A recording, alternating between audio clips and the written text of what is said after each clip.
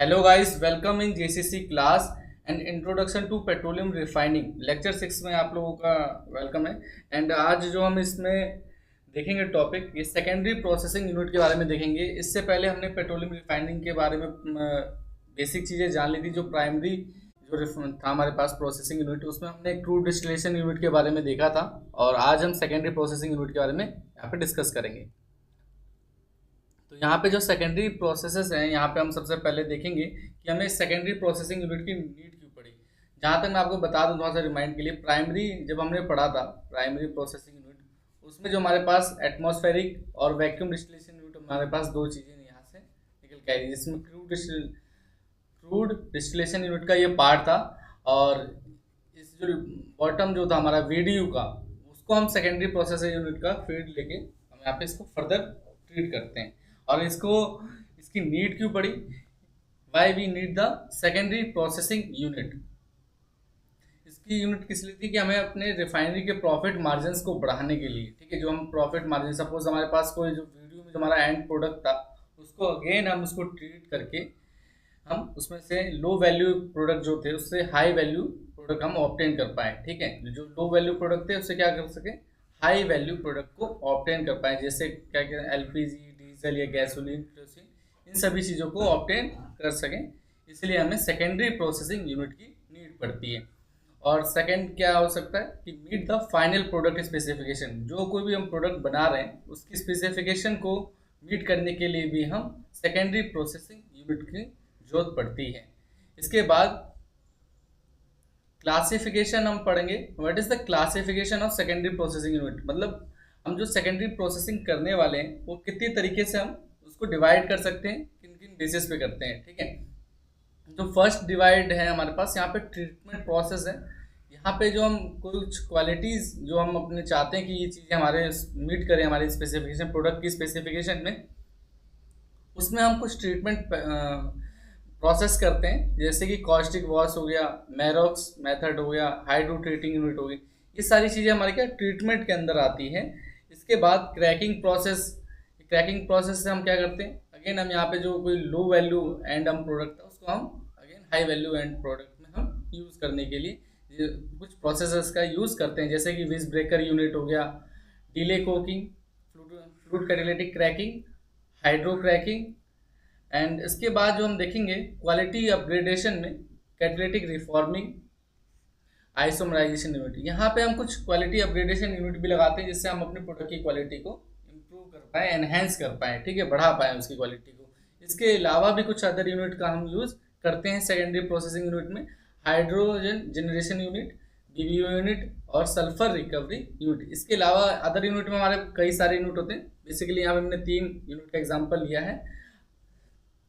इसके बाद फैक्टर्स कौन कौन से हमारे इम्पैक्ट करते हैं किसी भी सेकेंडरी प्रोसेसिंग यूनिट को सिलेक्टिंग करने में, ठीक है। फैक्टर क्या होते हैं कि ऐसे कारक जिसके किस पे वो निर्भर करते हैं, ठीक है। ऐसे हम कह सकते हैं कुछ कारक होते हैं जिस पे हम निर्भर करते हैं कि हम किस यूनिट का यूज़ कर रहे हैं। हमारे पास कई तरह के ऑप्शंस अवेलेबल होते हैं कि हम सेकेंडरी प्रोसेसिंग यूनिट करने के लिए, जैसे ट्रीटमेंट करने के लिए या क्वालिटी अपग्रेडेशन करने के लिए या लो एंड से हैवी एंड को चेंज करने के लिए हमारे पास कुछ ऑप्शंस रहेंगे।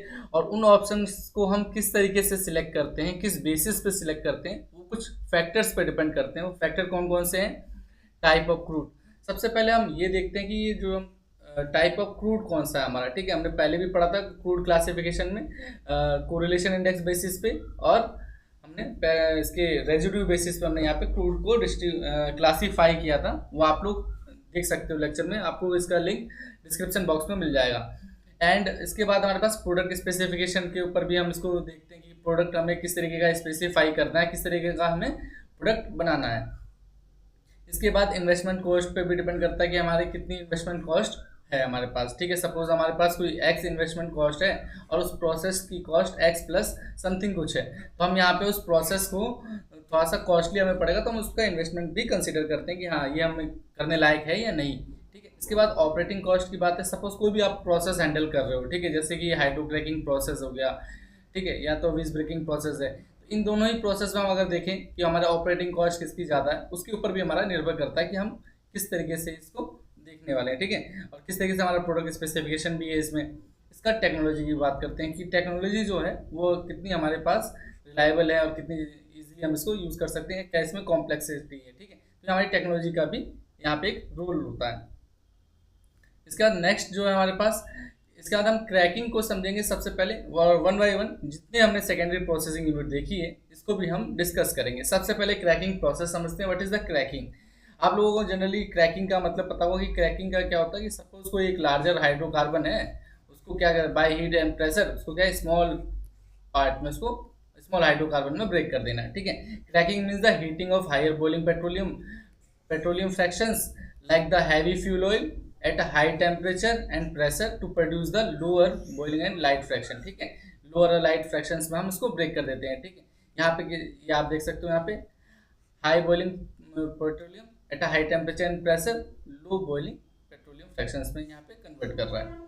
तो ये रिएक्शन कैसी होती है हमारी, ये हमारी एंडोथर्मिक होती है, क्योंकि इसमें हम क्या कर रहे हैं, ये हीट इसको प्रोवाइड कर रहे हैं, हीट प्रोवाइड करते हैं तो इसमें तो ये हीट कंज्यूम हो रही है, ठीक है। तो ये हमारा एंडोथर्मिक रिएक्शन कहलाता है। और ये किस लिए मेनली यूज होता है, हमारे गैसोलीन को प्रोड्यूस करते हैं हम, इसमें गैसोलीन मेनली प्रोड्यूस करते हैं। जो क्रैकिंग होती है जनरली हम क्या है थर्मल क्रैकिंग और कैटलिटिक और स्टीम क्रैकिंग से करते हैं, ठीक है। जो अगर हम यहाँ पे देखें थर्मल क्रैकिंग और कैटलिटिक क्रैकिंग और स्टीम क्रैकिंग से करते हैं। यहाँ पे जो थर्मल क्रैकिंग है उसमें भी हम दो पार्ट देखते हैं, कोकी और विज ब्रेकिंग को हम यहाँ पे देखते हैं, ठीक है।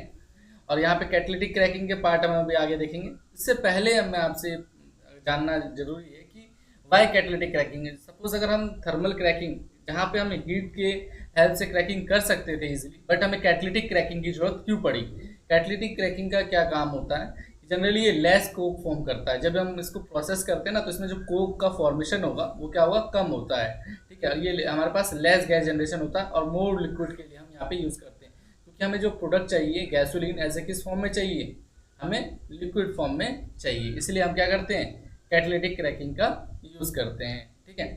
जैसे कि आइसोपैराफिन्स एंड एरोमेटिक के प्रेजेंस में हम करते हैं गैसोलीन प्रोडक्शन, ठीक है। इसके बाद यहाँ पे आप देखोगे कुछ कैटलिटिक क्रैकिंग की मैं बात कर रहा था कि कैटलिटिक क्रैकिंग में भी हमारे पास क्लासिफिकेशन होते हैं। कौन कौन से होते हैं, fluid catalytic cracking, hydro cracking, catalytic cracking, ठीक है। ये हमारे पास तीन ऑप्शन रहते हैं। यहाँ पे अगर देखोगे फ्लूइड कैटलिटिक क्रैकिंग में क्या होता है, फ्लूइडाइज बेड रिएक्टर होता है जिसका हम यूज़ करते हैं इसके लिए, फ्लूइड कैटलिटिक क्रैकिंग के लिए। इसको हम इन सभी क्रैकिंग के बारे में भी आगे आने वाले लेक्चरों में हम इसको विस्तार पूर्वक देखेंगे, ठीक है। तो हाइड्रो क्रैकिंग में क्या होता है, यूज करते हैं कैटलिस्ट का और हाइड्रोजन का to produce the high quality fuel and lubricating के लिए, ठीक है। लुब्रिकेंट्स जो रहते हैं हमारे पास।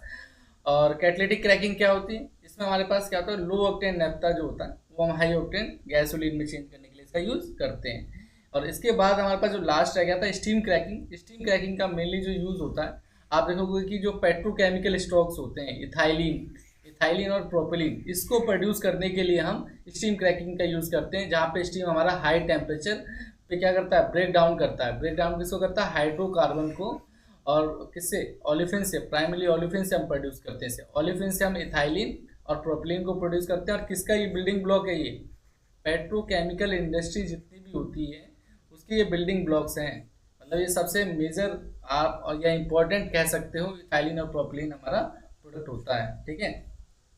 और आई होप आप लोगों को ये सारी चीज़ें समझ में आई होंगी। And thank you so much video देखने के लिए आप सभी का।